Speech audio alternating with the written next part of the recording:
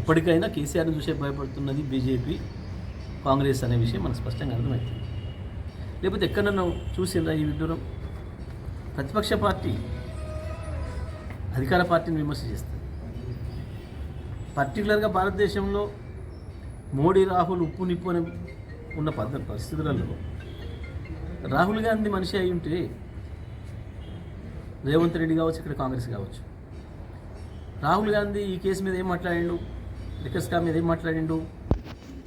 ఒకే కేసులో ఒకరిని అరెస్ట్ చేయడం ఏం తప్పవుతుంది, ఇంకోటి అరెస్ట్ చేయడం ఏమవుతుందా?